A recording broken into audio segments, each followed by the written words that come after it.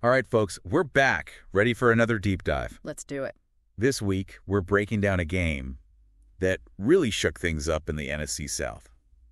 The Falcons' victory over the Buccaneers. A lot to unpack there. Yeah, we're going to look at some game analysis, some expert commentary, see if we can figure out just what happened. Sounds good. Like, what were the turning points? Yeah, and what does this mean for both teams going forward, right? Big questions. So, anyone who follows football knows the Buccaneers were heavily favored going into this one. Oh, yeah, absolutely. Most people had them pegged for an easy win. Nobody really saw this coming. Especially, the Falcons haven't exactly been setting the world on fire this season. True. But they're quietly putting some pieces together. Yeah, and they're sitting pretty at the top of their division now. Which, nobody predicted, right? Right. So, clearly exceeding expectations. What do you think, what's clicking for them? Well, I think Desmond Ritter's development as a quarterback has been huge. Yeah, he's really coming into his own. In this game especially, his ability to extend plays was impressive. And I don't just mean scrambling. He was keeping his eyes downfield, buying time for receivers to get open. He wasn't panicking under pressure. Not at all. That kind of awareness, it's a sign of real growth. You don't always see that from a young quarterback. Absolutely. But Ritter wasn't the only standout. Yeah. I mean, what about Bijan Robinson? The guy's a beast. Oh, yeah. Robinson's a powerhouse.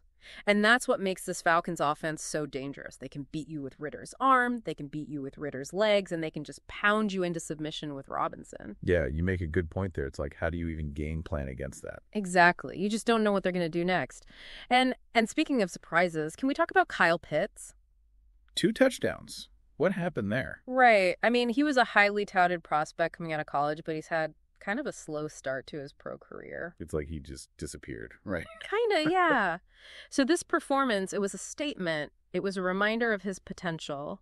I think he got everyone's attention. Oh, for sure. If Pitts can keep this up, he becomes a major weapon for Atlanta.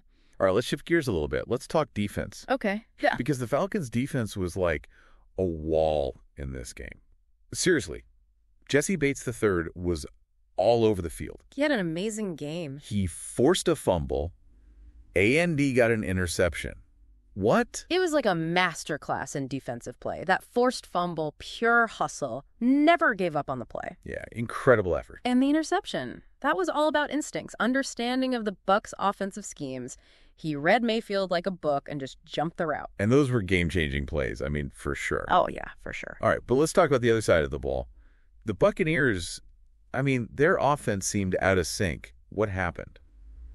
Yeah, it wasn't pretty. Look, Baker Mayfield had some good moments, but he also made some crucial mistakes, missed throws, some poor decisions. You're saying it just wasn't his day? Pretty much. And their defense. That's usually their strong suit. Right. They just weren't generating turnovers. And that really let the Falcons control the pace of the game. Yeah, it seemed like Atlanta was really exploiting some mismatches in the Bucs' defensive scheme, particularly in the secondary, finding holes in the coverage, taking advantage of missed assignments. So bottom line, where does this win leave the 2 teams in the NFC South? Well, the Falcons are in control right now. They're sitting atop the division. Makes sense. They've got a 1-game lead. This win, it sends a message to the rest of the division. The Falcons are a force to be reckoned with. You think they have a real shot at the playoffs? Oh, absolutely. If they can keep playing at this level, they're going to be a tough out. That's exciting. Yeah. But, it's still early in the season, right? Anything can happen. Always does. The Bucs, though, they need to figure some things out. They need to get their offense back on track, or a playoff spot is looking pretty far off. No question. So, to recap, the Falcons won because of a balanced offense, suffocating defense, and key players stepping up when it mattered most. The Buccaneers, they've got some work to do. They do. So as you watch the rest of the season unfold, here's something to think about. Can the Buccaneers make the necessary adjustments to close the gap with the Falcons? Will the Falcons be able to maintain this momentum? So many questions. I know, right? This divisional race, it's going to be one to watch. It's going to be a wild ride. Thanks for breaking it all down. Anytime. And for all you listeners out there, keep those helmets strapped on. We'll be back next week with another deep dive.